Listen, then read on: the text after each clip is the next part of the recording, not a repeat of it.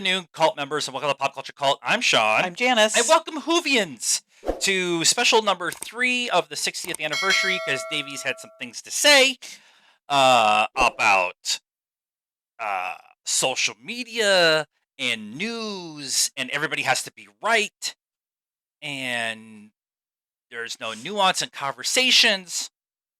Oh, and by regeneration. Who knew? Okay. This will be a spoiler-full conversation, an attempt at a breakdown, for episode the third special called the Giggle, Yes. and this is the toy maker episode that we all knew was coming Yes. with Neil Patrick Harris. Yes. More NPH in everything, please. Please.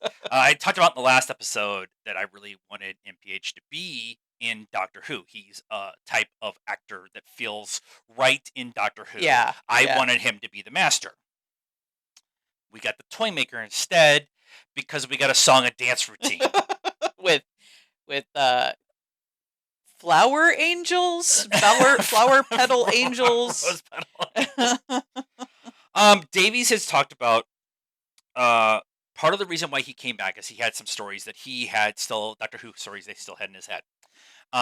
He also said this week that people were going to be, I tried to find the quote, but people were not going to be happy, as I think the way he said it, or not upset, not like with the pitchfork with the 100 people who complained about there was a transgender person in freaking Doctor Who. 100. 100 people. But I think he was setting people up to understand that there's going to be more than one Doctor in this plane of existence. Well, there already was.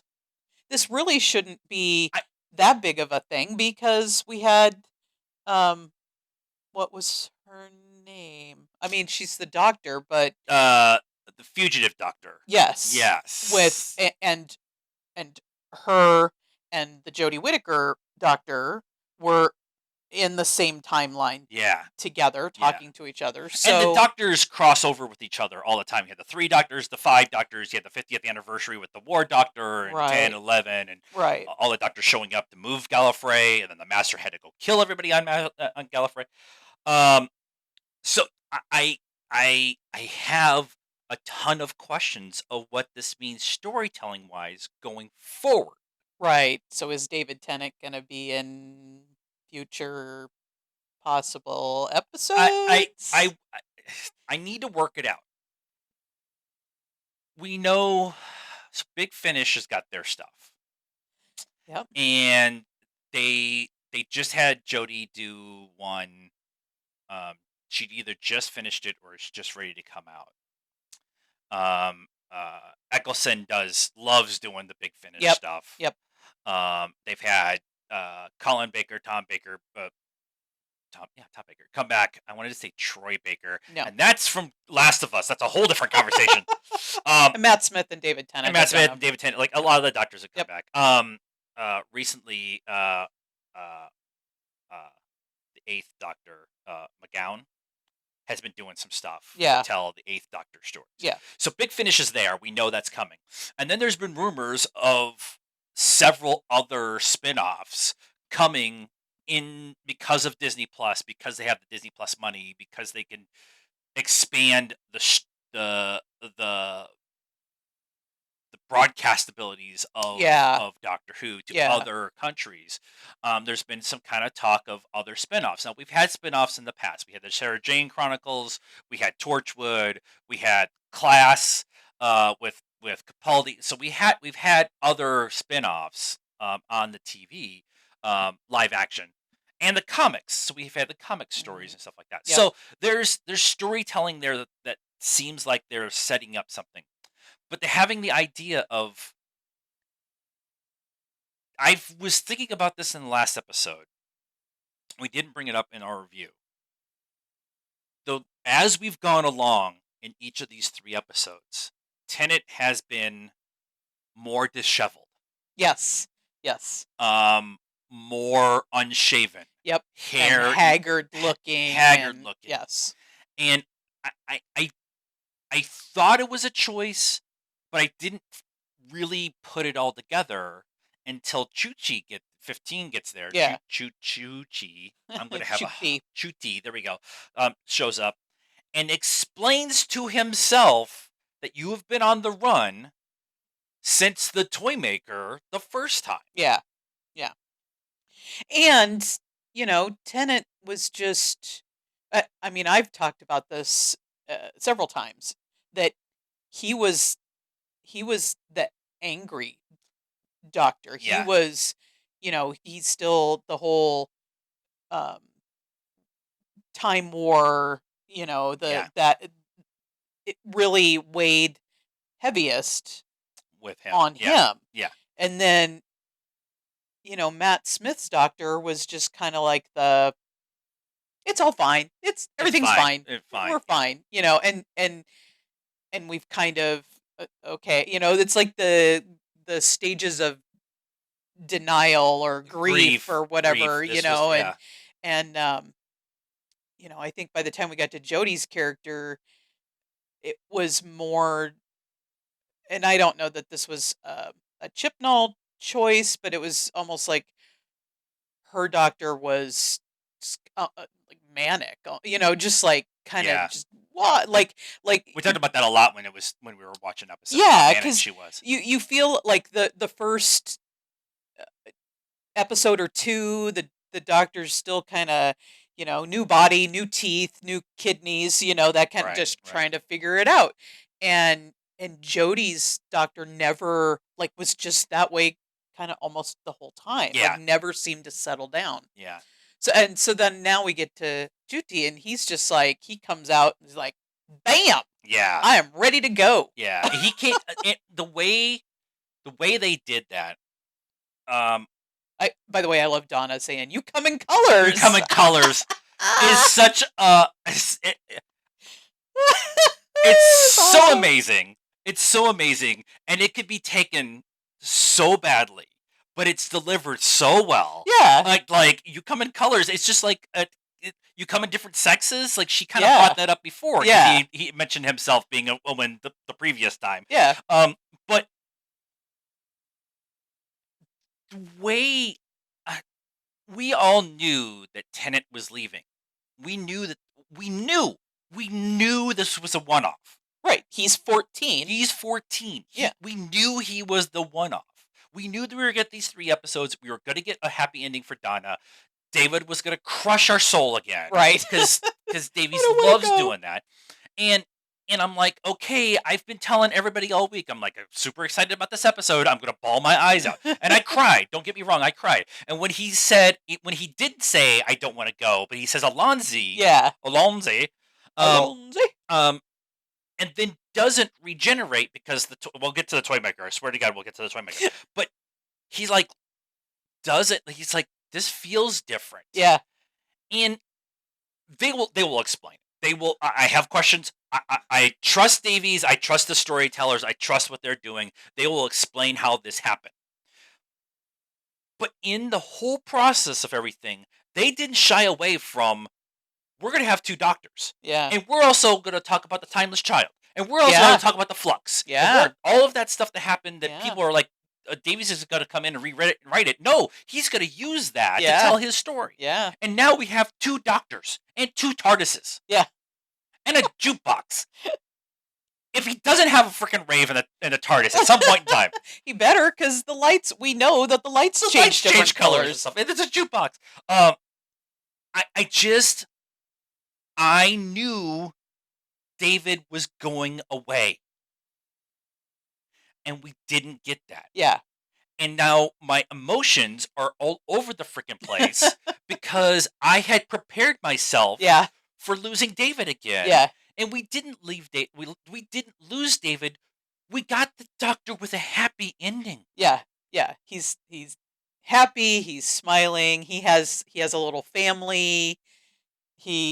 But how do you I mean, he's still using the TARDIS, right? Because they went to Mars. Yeah. Him and Rose went to Mars. And then him and Mel went to like Victorian London or something like that. So they're doing their own adventures. Yeah, but maybe not big adventures, maybe just little hops here and there. But I don't know. I mean, it's possible that, not this Christmas, but next Christmas, because apparently aliens land in London every Christmas. Every Christmas. We get some alien in London, and we get a tumbleweed that runs across the street every once in a while because we live in the desert southwest of freaking United States, and they get aliens. We're missing all the fun. No, we saw an alien last night. We did see an alien. So, maybe they come back and he's, I don't know, helping UNIT, I mean, Donna works for UNIT now. Yeah, Donna got a job with UNIT, and apparently Mel's going to be, I actually looked up because I wasn't real familiar with Mel as a companion, so I was looking up kind of some information on her because they had in the conversation made it sound like she was not returned to Earth, right? She went somewhere else and then came back on her own at a different time, and so I was kind of trying to figure that out. And she will be back because it does. Well, okay, maybe not, because it said she was with the 6th Doctor, the 7th Doctor, the 14th Doctor, and the 15th Doctor. I guess you could say this episode she was her... in the scenes with the 15th Doctor. Yeah. But one of the rumors of the spin-off show is UNIT. Okay. Doing a Torchwood-like kind of thing. Right. And because Torchwood doesn't exist as we know Torchwood at this point in time. Right. Right. Torchwood has gone away. Both versions of Torchwood has gone away. Yeah. And so there's been rumors that the UNIT will be the new Torchwood kind of whatever. Yeah. So having Mel there, having Kate Stewart there, there's been that kind of talk specifically about Kate Stewart.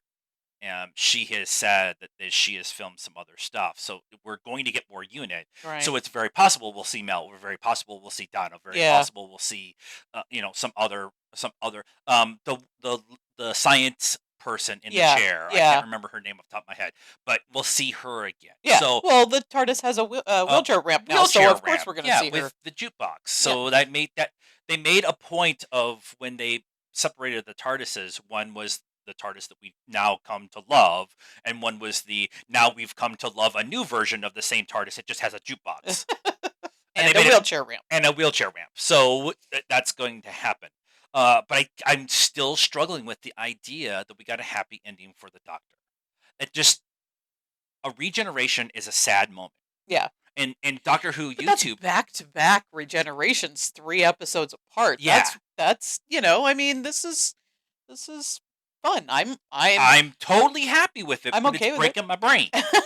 Because if you get on the internet and are one of the people that Davies is saying, is going to have a problem with this or whatever, you do not understand Doctor Who. Yeah. It is all,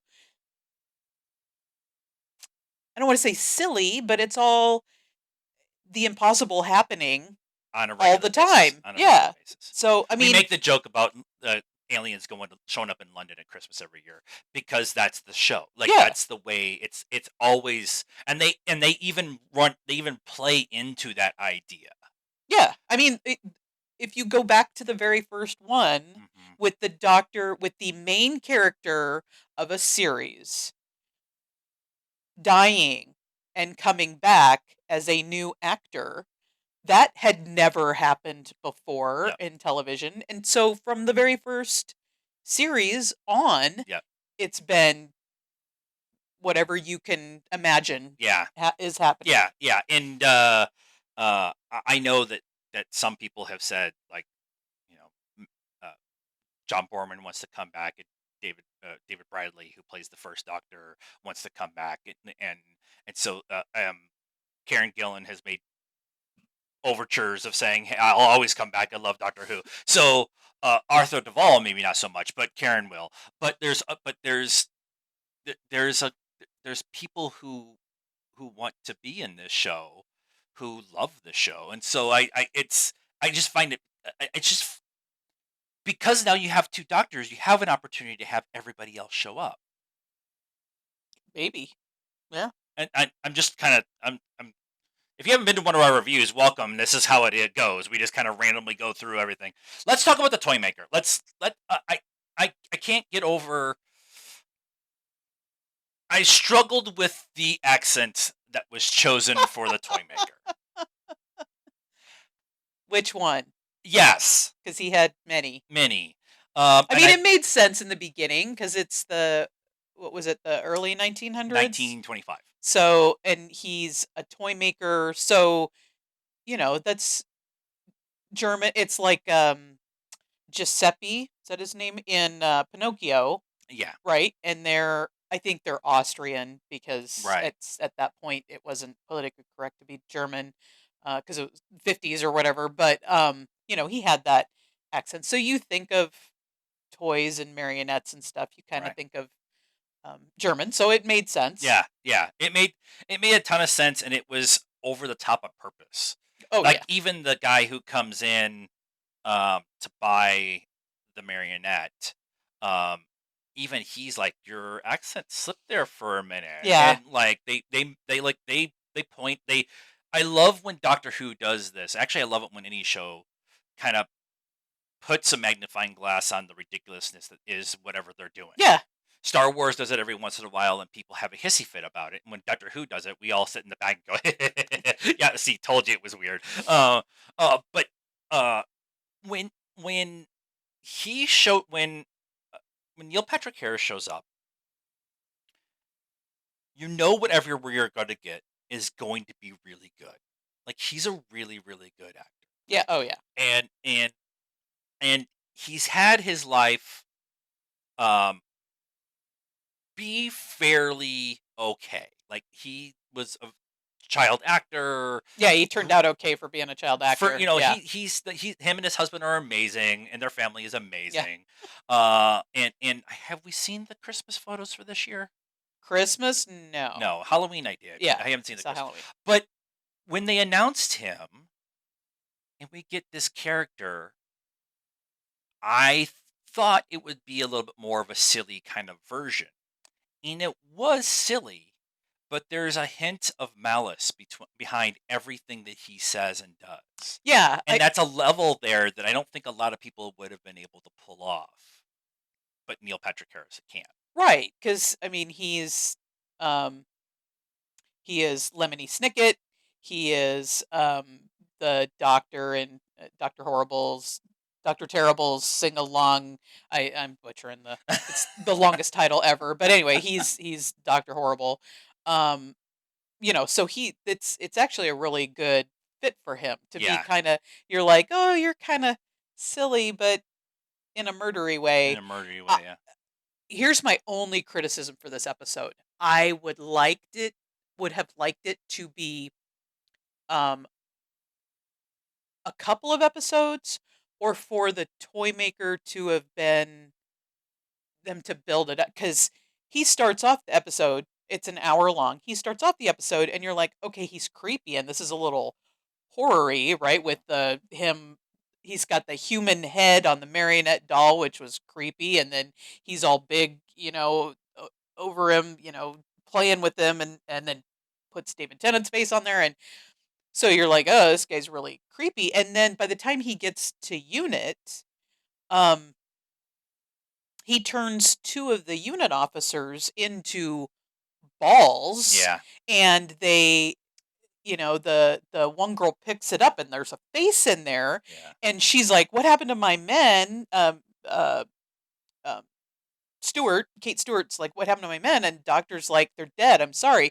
So, like, you get all of that very quickly. Yeah, yeah. And he goes from creepy to murdery really fast. And so I just didn't I don't know that I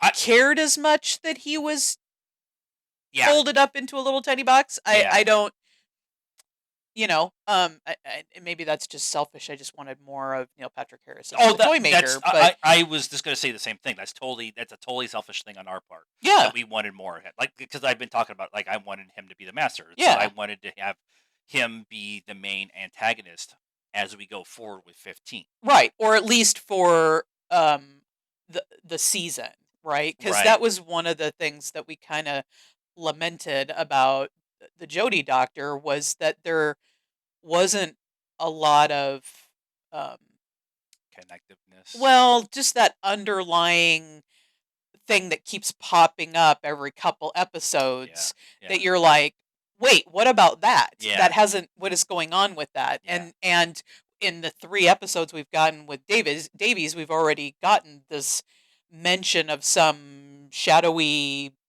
big guy. Yep.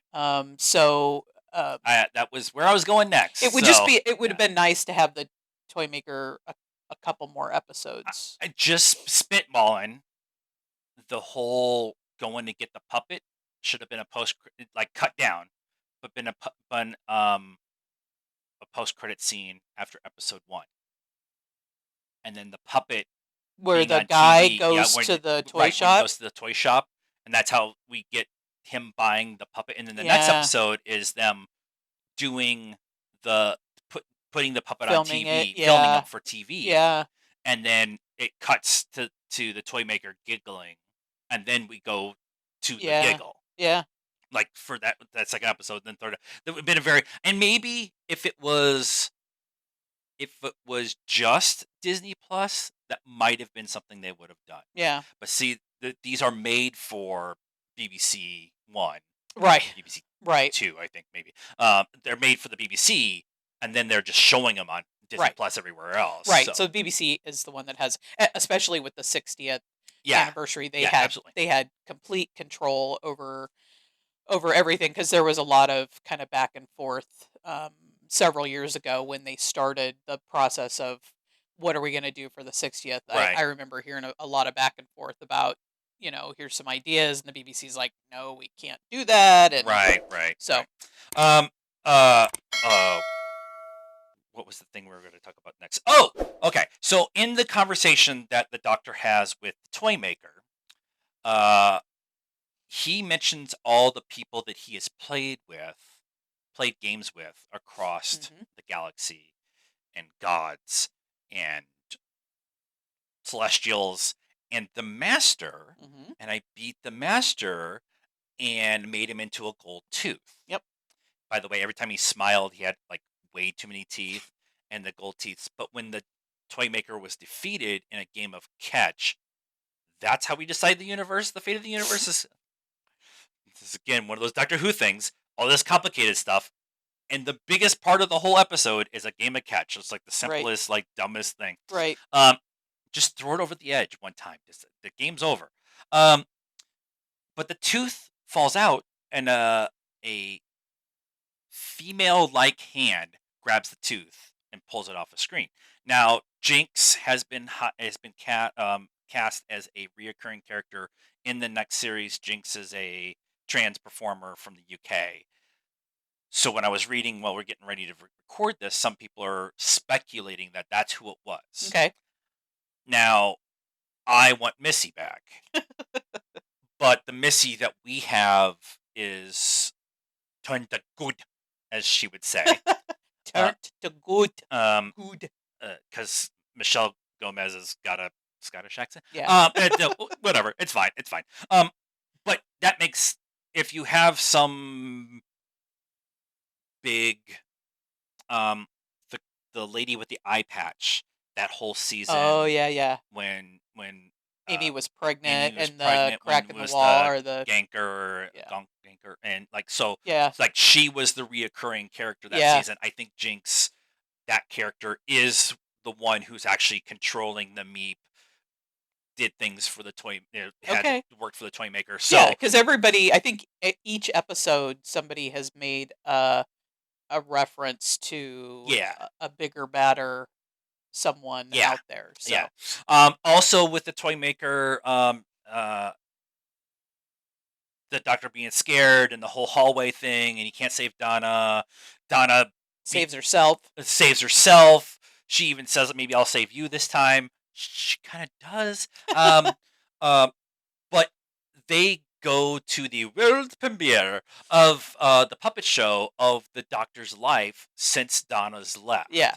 And they show a marionette, and the toy maker cuts the strings to show that whatever thing that he's talking about, that person died. Right. And the Doctor says no. Amy died of old age in a different time period with her love. Yeah. And Clara is running around the galaxy with me. Yeah. In her last moment, she's still alive, and Bill's essence is running around with the girl with the star in her eye. Like everything, everybody made it. So when they got done with Bill, I was like, how are they going to explain the boys and Yaz? Yeah, I was thinking the same thing. And because they all chose to leave. Yeah. So the toy maker can't throw that in his face. Yeah. Except he explains the flux and how half of everything was killed off. Yeah. And you're like, I forgot about that. Fair. But they talked about the flux. And so it was the toy maker poking at the Doctor to get him to play a game with them. Yeah. And I love that Donna kept saying, he's going to cheat. He's going to cheat. He's going to cheat. And the Doctor's like, no, he's bound by the rules of gameplay. Yeah. Which is a great way of writing. Yes, he's a terrible person. He's done terrible things. He has played games. He has won. He has lost. He talked about that too. But ultimately, the only thing that he lives by is the rules of the game. Yeah. And now he's sinister, and if he wins, he does the worst things, like putting the master in a gold tooth and everything. But it's such an, like, as much as I complained about they decide the fate of the galaxy, the fate of Earth on a game of catch, they also do great writing where it's you have a protagonist who is the closest thing to pure evil that we have, but has a set of code that they have to live by. Yeah. And that just isn't something that they do in storytelling with a protagonist very often. Even the Master doesn't have, or Davros, or the Cybermen. None of them have their... Well, Cybermen isn't really the best, because they have a code of conduct they're following. But yeah, I just thought it was like a really good way of like showing that, yeah, you can have a bad guy who is terrible, but also has their things, their code of conduct that they follow. Their moral compass that they follow. And I mean, again, it could be a comment on society that, you should always follow the rules, with in gameplay, right? So football or soccer over there, or because I mean the theme of the episode was that he gave everybody on Earth their way, which is what everybody wins, and this is what it looks like, right? And so to have a code or rules that you have to play by is the more civilized way to do it, right? It's just kind of a subliminal way of slipping that in there. Davies definitely had a shining a microscope on certain news outlets and certain political parties and certain views of the world, that no matter what discourse conversation that is being had, that particular group of people always have to be right and won't listen to anybody else. Yeah. And it's just, I mean, he talked about everything, right? He talked about the bands, and there was this whole news story about how, they were causing cancer, monitoring me or what. It's like, where have we heard this before very recently? And if you live outside the States, we had that going on during the vaccination push. And they did. There was other countries that did too. It wasn't just us. I mean, I'm just I know specifically that the U.S. and the U.K. dealt with it. I know that other countries had issues, there was a lot of other specifically because that's the two countries that we watch the news about the most. But it was an interesting. People have kind of talked about it with these 3 episodes about woke. Doctor Who's gone woke, and I'm like, "Eh, like, you want to go back and watch the classic episodes where they're dealing with this stuff, like more than once on TikTok, somebody's like, "Oh, Doctor Who went woke," and somebody went on there and like showed clips from like season 2 from the '60s, dealing with this stuff in the '70s and the '80s, and like just right. Captain Jack Harkness, an openly gay character on the show. Kiss the Doctor. Kiss the Doctor, and the 3 of them traveled around space and time. The first person to ever kiss the Doctor on TV was a man. Kissing a man. Was an openly gay on the show man. Yeah, and so it's not new. It was just I just really like the way Davies kind of just, again, I'm going to talk about the writing, how it works, about it. This is what it looks like when everybody gets their way. Yeah. Or everyone thinks that they're right and aren't willing to listen to anybody else's point of view on anything. Yeah. And this is what it looks like. There's utter chaos. Yeah. Utter chaos everywhere. And so, yeah, it was just a really, really, I just, for all the discord there is going to be about 2 doctors and the split and not a real regeneration and all that kind of stuff, which is okay. That is a fun conversation within Doctor Who. You also have the Timeless Child sitting back there that is now canon too. So I don't want to hear it. Yep. Like we've got multiple doctors. And so if we're doing the math as we sit right now, we have the Fugitive Doctor, we have the 14th Doctor and the 15th Doctor all in this timeline together. Yep. So, yes, I want that story where the 3 of them have to team up to beat whoever the big bad ends up being down the line. Yeah. Let's talk about Ncuti and Ruby Sunday. Let's talk about the 15th Doctor and Ruby Sunday and Christmas. Ncuti was driving the TARDIS. I do want to talk about how I've been thinking about this in the back of my head. When they split from each other. Yeah. Ncuti had the tie untied, the shirt, and the chucks and his underwear on. Yes. And David So David apparently has no underwear on underneath the trousers. But he's got the trousers on. But he has the trousers on. And the vest and an undershirt and no shoes. Yep. So they split the clothes. And he also 15 also gave him Doctor Who. He gave himself a hug to tell himself it was okay. Yep. That it was okay. And a kiss on the forehead. And a kiss on the forehead. David, like we talked about, has been super raggedy, or been run down over each of the episodes. And having Donna pointed out earlier in the episode, and then having 15, Ncuti, bring it out to him, and then tell him that you're going to be okay. It's okay to not go on the run anymore. Yeah. That allow yourself the opportunity to stop, but you have to hear it from yourself. You can't hear it from somebody outside of yourself. Yeah. But that was the visual representation they just did. Yeah. The Doctor told himself to stop running. Yeah. And so with that, what adventures are we going to get with 15 and Ruby Sunday? Yes. Because they're not going to be, at least as we sit right now, I don't feel like they're going to be these, every episode is the world's end, or we're fighting the Centaurans, or we're fighting the Flux, or Daleks, or whatever. It's yeah, and we can go back to some of the smaller episodes that, like you said, they're not fighting the Daleks, but I mean, when Chibnall did some of these, they got preachy, right? Yeah. But just like the one that comes to mind is it The Girl Who Waited? Is that the name of the episode?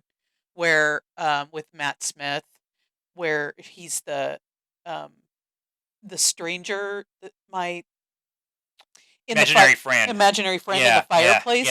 And that whole episode was just kind of a bit of a history lesson. And there was some bad guys that were pretty much inconsequential. They weren't like the Daleks or anything. Was that the Madame Pompadour episode? Is that the one you're talking about? Yes. Yep. And that's kind of one of the ones that comes to mind. It was a good episode. It's every time we watch it, we're like, this is a good episode, but it doesn't, in the grand scheme of things, really have anything to do with anything. Right. I mean, I think he might have mentioned at some point in time along the way, Madame Pompadour had a thing for me or something, a lot. Right. And it was there's a reference to the horse in there somewhere too at that point in time. Oh yeah, maybe. Yeah. But just some of those smaller, less consequential, but still a lot of fun episodes. Yeah. That's I think what the story that I think that's the story that Chibnall wanted to do, and it didn't work. But with Davies, he will do those individual fun. Let's go meet Agatha Christie. Let's go meet Madame Pompadour. We're going to have those historical stories with whatever the gold tooth Master Jinx hand thing is going to be. Yep. And that part is where I'm at right now, where I'm excited for what the Christmas episode's going to be, how we get through that whole kind of process. And then we have to wait a year and speculate what we're going to be getting as we go forward. Yep. And I really don't want them to tell us who grabbed the tooth. I want that to be the mystery for the next 8 months while we wait for the BBC to finish. Hopefully that's exactly what will happen, right? You get like the first regeneration episode, right? So he's got to go get his companion. So that's going to happen in the Christmas. We know that happens in Christmas because we've seen pictures. And there was some running on some rooftops, and so I'm hoping it's a smaller episode, but still a lot of fun, and we will have to wait until next year to find out who that is. Probably September, October next year. They're already filming the next season with Chuti. Yeah, I would think maybe September or October. We get October, November, a break up until from the beginning of December to the Christmas episode. That's how they were doing. And I think Chibnall wants to go back to that. So let us know. That's it. That's where you have I'm sure we have a lot more that we want to talk about with this episode, but we're going to go. I'm thirsty.